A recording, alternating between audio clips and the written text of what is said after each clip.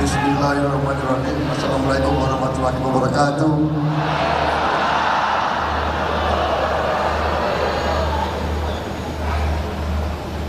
Saudara-saudara sekalian, bapak-bapak, ibu-ibu yang saya hormati dan saya banggakan, sebagai insan yang bertakwa, sebagai bangsa pejuang, marilah kita tidak henti-hentinya memanjatkan puji syukur kehadirat Allah Subhanahu wa Ta'ala. Atas berkenannya lah kita masih diberi kesehatan, masih diberi nafas, bisa berkumpul pada siang hari ini di kota Bandung dalam keadaan sehat walafiat, tidak kekurangan sesuatu apapun. Selanjutnya juga salawat dan salam kita haturkan kehadirat junjungan kita baginda Nabi besar Muhammad Rasulullah SAW yang telah memberi kepada kita agama dan peradaban hingga akhir zaman.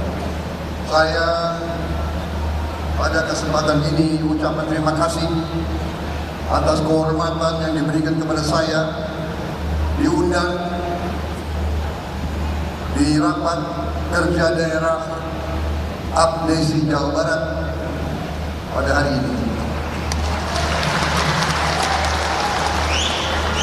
Ini adalah kehormatan bagi saya karena hubungan saya dengan Abdesi sudah cukup lama. Dari dulu saya cukup lama, dari sejak tahun 2004 saya menjadi ketua HKTI, Himpunan Kerukunan Tani Indonesia. Kemudian juga saya pembina KTNA, Kelompok Tani dan Nelayan Andalan. Dalam kapasitas sebagai HKTI dan KTNA, saya banyak berhubungan dengan Abdesi. Kita bersama-sama berjuang sehingga kita waktu itu berhasil memperjuangkan dana desa 1 miliar satu desa. Itu pertama kali kita implementasi.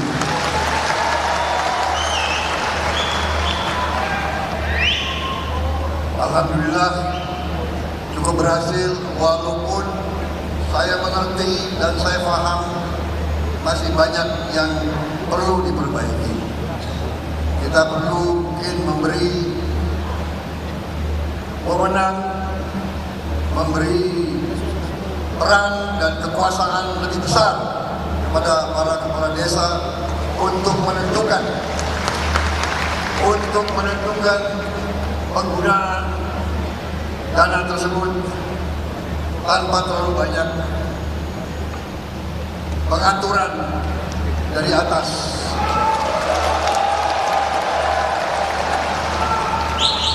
Menurut pendapat saya, kepala desa adalah yang paling dekat dengan rakyat.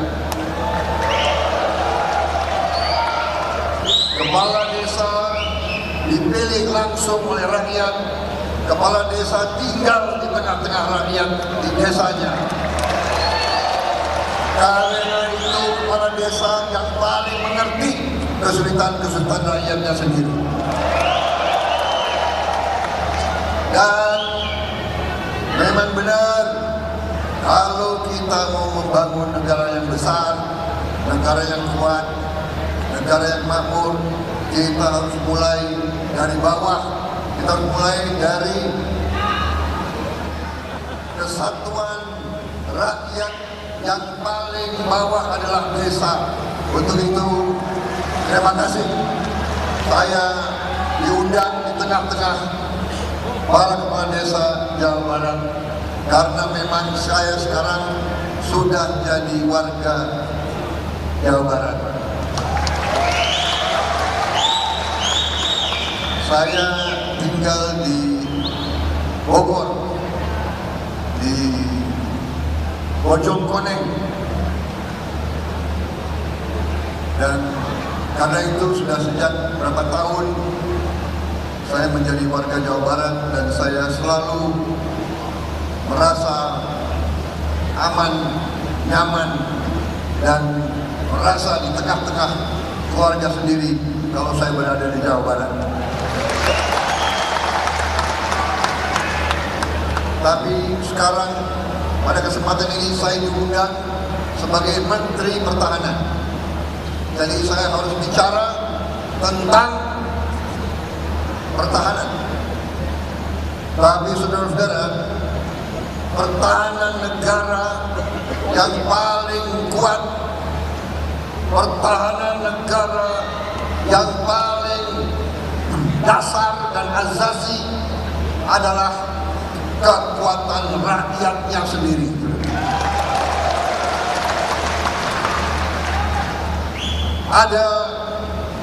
Ada suatu pepatah di banyak negara yang bunyinya adalah sebagai berikut: benteng terkuat pertahanan suatu negara terletak dalam cinta rakyatnya kepada negara tersebut. Kalau rakyat cinta tanah airnya, negara itu akan kuat. Kalau rakyat tidak cinta kepada tanah airnya, negara itu akan rapuh. Bagaimana rakyat cinta tanah air? Rakyat akan cinta tanah airnya kalau rakyat itu merasa bahwa ia dapat hidup dengan aman dan sejahtera di tanah air tersebut, dan dia akan cinta negaranya kalau pemerintahnya bisa mengayomi dan melindungi seluruh rakyatnya dari negara tersebut. Karena itu, sebagai Menteri Pertahanan, saya ingin sedikit memberi gambaran bahwa dalam pertahanan kita dari sejak ratusan tahun kita bersandar kepada kekuatan rakyat, dan karena itu sistem pertahanan kita sekarang kita beri nama pertahanan keamanan rakyat semesta, Ankam Rata. Pertahanan dan keamanan rakyat semesta.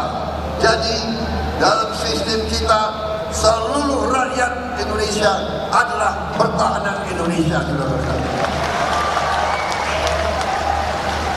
Kalau ada yang mengancam negara kita, yang pernah Belanda dan bangsa-bangsa asing pernah datang ke tempat kita. Karena apa? Karena tanah air kita kaya. Karena tanah air kita kaya raya, mereka datang ke sini. Saudara-saudara sekalian, bukan kita yang ke sana, mereka yang ke sini. Dan bangsa Indonesia, semua suku, apalagi orang Jawa Barat, sifat kita adalah ramah. Kita ramah, kita menerima tamu dengan baik.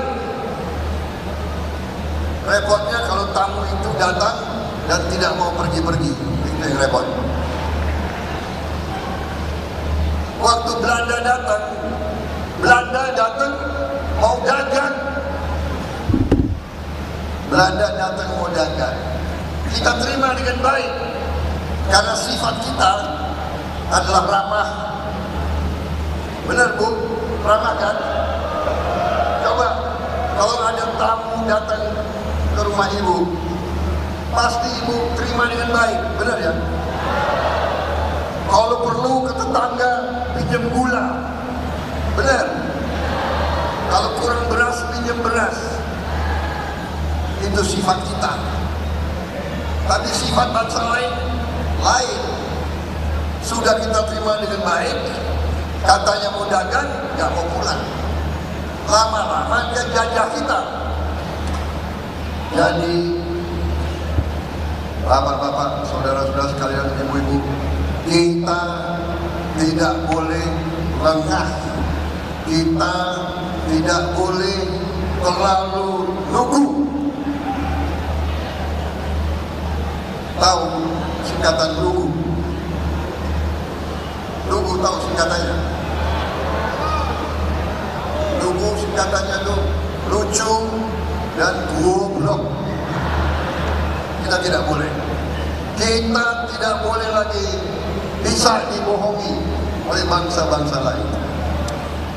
Karena itu, dalam rangka kita membangun pertahanan kita, kita harus membangun dari desa. Karena itu saya sangat tertarik dengan kata-kata dari Marx Abdesi, bahwa memang desa harus swadaya, desa harus mandiri, desa harus kuat. Dan itulah perjuangan kita bersama. Karena itu kita, pemerintah, selalu memikirkan bagaimana bisa membantu rakyat kita yang paling memerlukan bantuan. Karena itu pemerintah sedang melaksanakan suatu strategi pembangunan ekonomi yang namanya hilirisasi.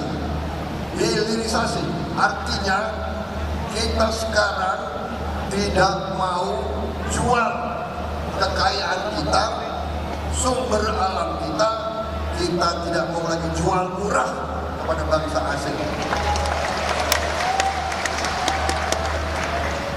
Kita mau semua sumber alam kita diolah di bumi Indonesia. Kita mau semua kekayaan kita, semua tambang kita, semua hasil bumi kita diolah di bumi Indonesia. Pabrik-pabriknya harus di Indonesia. Saudara-saudara sekalian, ini bagian dari pertahanan keamanan. Saudara-saudara sekalian, kita adalah bangsa keempat terbesar di dunia dari jumlah penduduk. Keempat terbesar di dunia. Dari segi kekayaan alam, kita banyak ahli mengatakan kita adalah ke-8 terkaya di dunia dari segi sumber alam. Sekarang kita adalah negara ke-16 ekonomi terbesar di dunia. Ke-16 berarti kita adalah masuk anggota G20. Kita nomor 16 dari 180 negara, hampir 200 negara. Kita nomor 16. Dan semua pakar, semua ahli di dunia mengatakan Indonesia sebentar lagi akan menjadi negara ke-10 di dunia. Dan pada tahun 45 kita bisa menjadi negara ke-4 terkaya di dunia.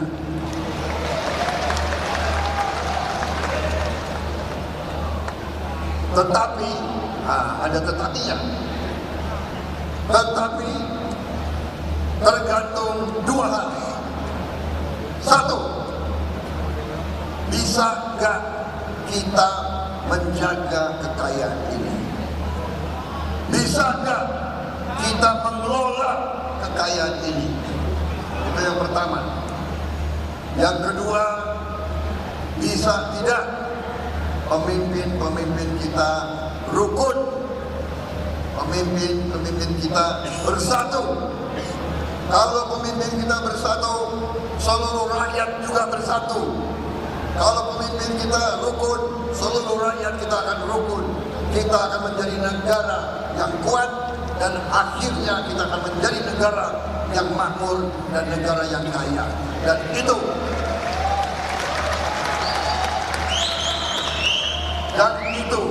cita-cita kita. Kita punya semua komoditas, semua bahan untuk menjadi negara kaya. Punya semua. Saya harus cerita kali ini bagian dari pertahanan.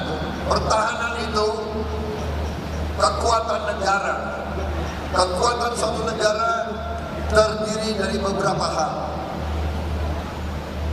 Pertama, terdiri dari geografi. Luas negara, letak negara, ya, besar atau tidak negara kita, tanah air kita cukup besar. Wilayah kita, tanah air kita sama dengan Eropa. Eropa ada 28 negara, kita satu negara. Kemudian demografi itu rakyat. Rakyat kita keempat terbesar di dunia. Keempat. Nomor 1 Tiongkok, nomor 2 India,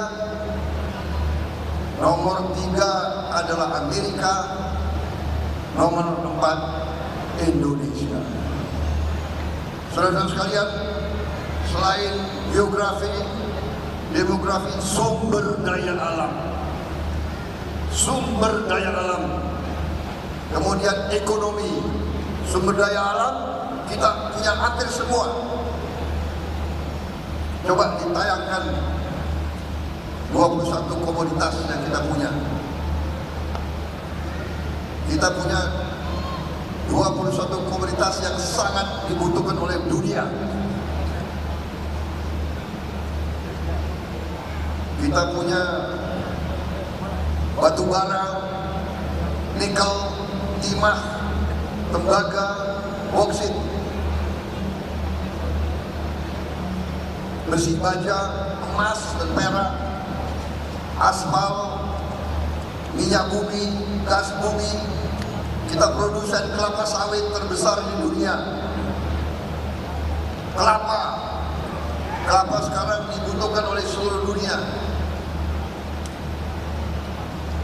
karena dianggap salah satu bahan melawan penyakit kanker.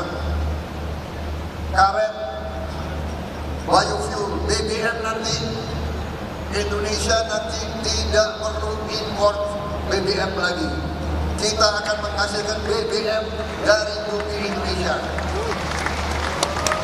Kita adalah satu-satu negara di dunia yang nanti bisa menghasilkan BBM semuanya dari tanaman. Semuanya dari tanaman, saudara-saudara. Dan ini adalah sehat. Ini yang dianggap nanti adalah BBM hijau, energi hijau, energi yang tidak bikin rusak lingkungan hidup kita. Kita punya kayu, kita punya getah, kita punya ikan, cadangan ikan kedua terbesar di dunia, udang, rumput laut, garam. Dan ini semua kita akan bikin pabrik-pabriknya di Indonesia.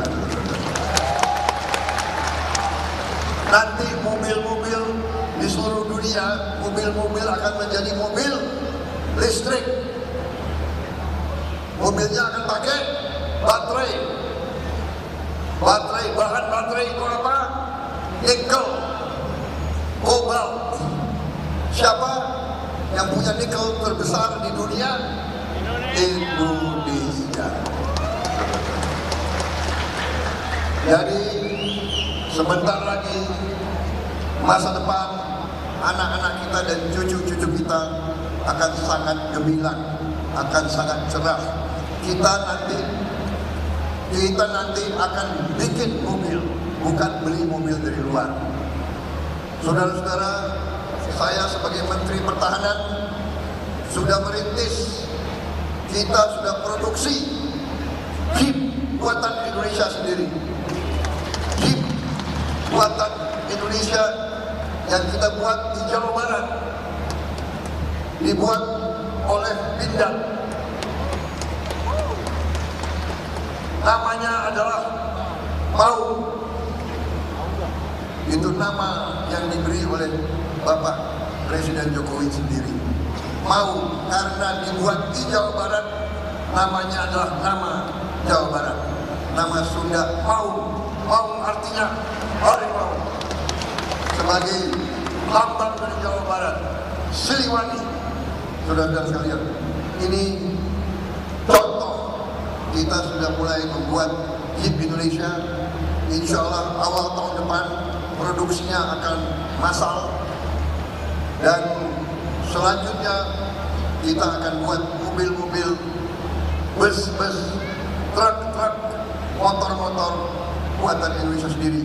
Dan kita dari Kementerian Pertahanan, kita juga sudah buat motor listrik buatan anak-anak Indonesia. Kita sudah produksi dan sebentar lagi kita akan distribusi motor-motor listrik buatan PT LEN dan PT Pindad. Ini adalah motor listrik industri pertahanan kita.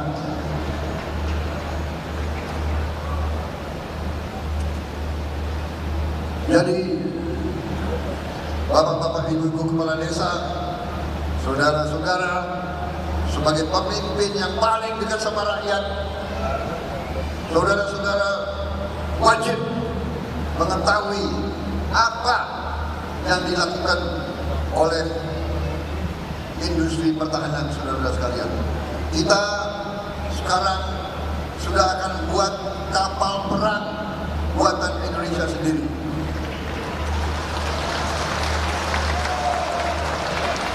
Tahun ini ini akan diluncurkan.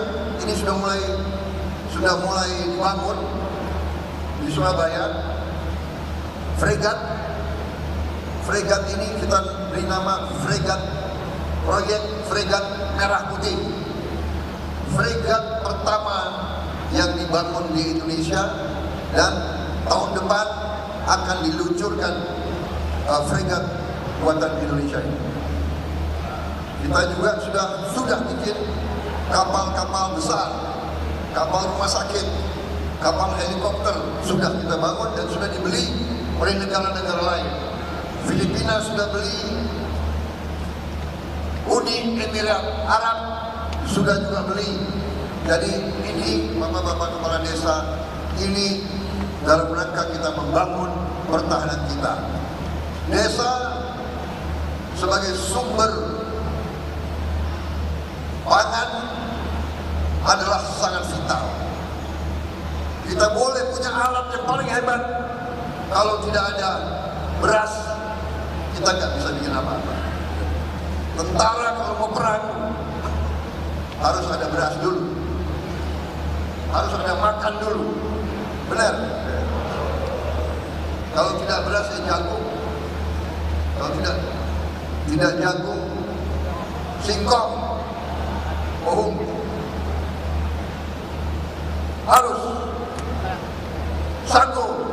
Tapi kita, alhamdulillah, kita sumber pangan kita sangat besar, dan sebentar lagi kita akan kembali swasembada pangan di bawah pimpinan Menteri Pertanian kita yang baru, Pak Amran Sulaiman dengan timnya. Insya Allah dalam waktu dekat kita kembali menjadi swasembada pangan, tapi tidak hanya swasembada pangan, kita akan menjadi lumbung pangan dunia, saudara sekalian. Kita akan menjadi lumbung pangan dunia. Nanti Pak Dirjen akan kasih ceramah. Saya kira nanti Pak Dirjen dikasih ceramah ya tentang pertanian. Jangan saya nanti ya.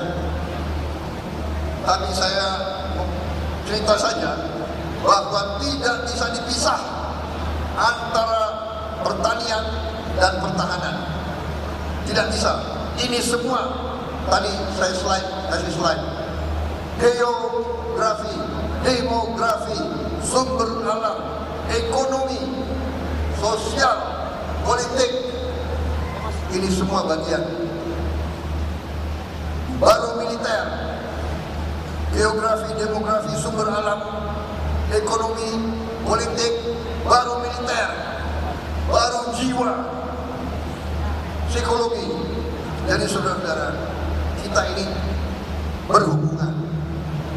Karena itu sebentar lagi saya kira para kepala desa akan diajak, kita akan turunkan Babinsa, TNI, petugas-petugas dari Kementerian Pertanian, semuanya akan mengajak kepala desa semuanya untuk kita tingkatkan produksi pangan di seluruh desa-desa seluruh Indonesia.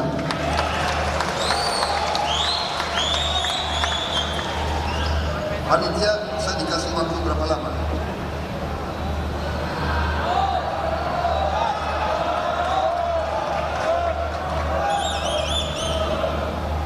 Minta izin sebentar, saya minum kopi dulu.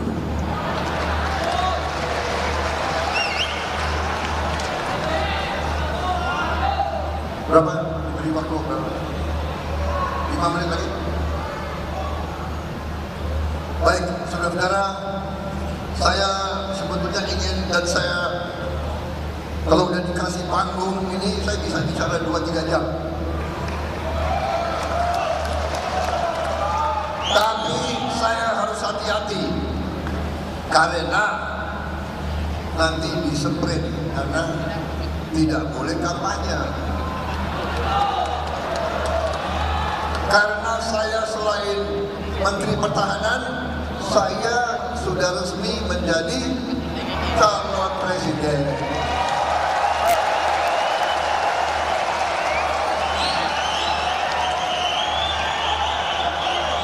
Tapi saya tidak boleh bicara visi dan misi. Saya tidak boleh bicara. Tetapi sebagai mantan panglima, mantan jenderal, saya bisa merasakan getaran hati saudara sekalian.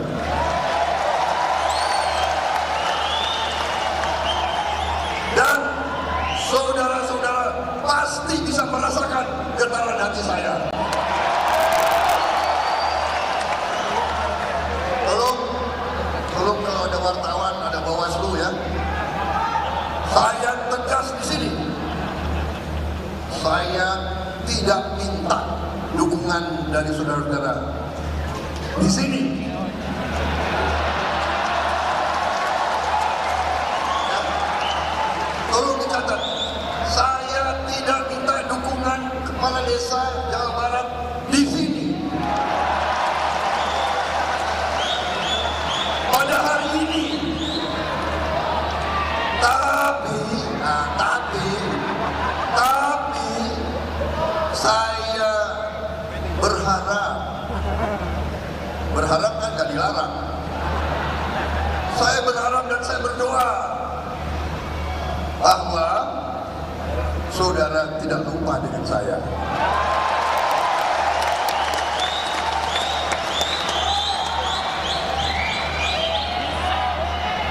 Pak Ridwan, gak salah kan? Gak salah. Ya. Dari wajah ibu-ibu, dari suara saya sudah merasakan. Benar-benar saya merasakan. Terima kasih. Terima kasih.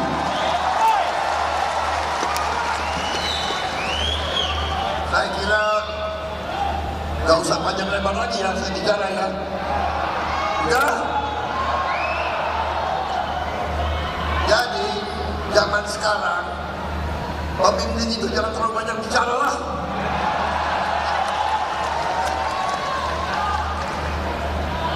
Banyak bicara ke sini ke sana, ke sini ke sana.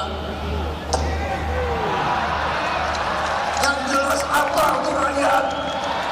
Benar ya? Ibu-ibu mikir bagaimana anak saya sekolah yang baik. Benar? Bagaimana ada susu untuk anak? Benar kan? Kalau semua anak Indonesia dapat susu gizi yang baik, pertahanan kita akan kuat. Betul? Jadi Menteri Pertahanan selalu bicara tentang pertahanan. Berarti pertahanan yang kuat nanti semua anak Indonesia harus minum susu yang banyak dan harus makan yang baik. Wassalamualaikum warahmatullahi wabarakatuh.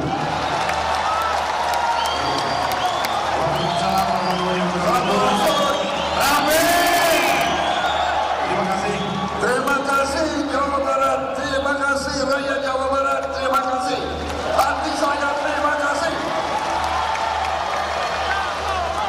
Mari kita membangun negara yang hebat. Mari kita bangun. Jawa Barat adalah pertahanan Indonesia. Kalau Belanda menyerang, kita usir. Kalau ada lagi yang menyerang, kita usir. Seluruh rakyat akan usir semuanya. Terima kasih. Merdeka! Merdeka! Merdeka! Merdeka! Allahu Akbar! Allahu Akbar! Allahu Akbar! Terima kasih. Ya, terima kasih. Saudara-saudara, saya tadi minta maaf. Saya tidak sebut satu-satu ya. Hadirin, aduh ini apa?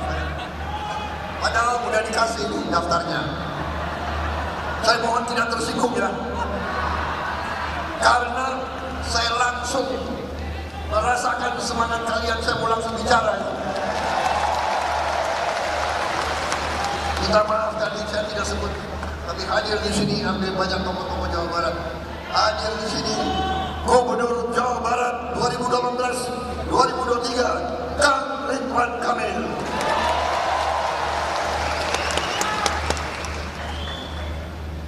Sebetulnya Kang Ridwan Kamil ini bukan saja tokoh Jawa Barat, tokoh nasional. Pasti akan muncul di tingkat nasional, saudara sekalian.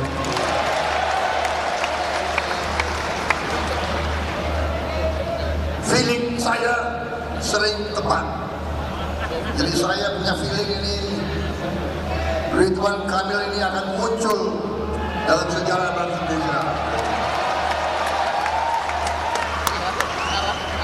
Kemarin terus terang kemarin itu hampir jadi wakil presiden saya itu.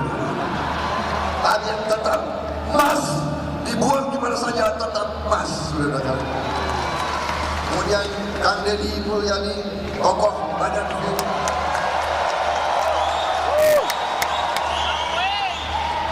Terima kasih Ketua Adesi Jawa Barat, Kang Dede Trumah.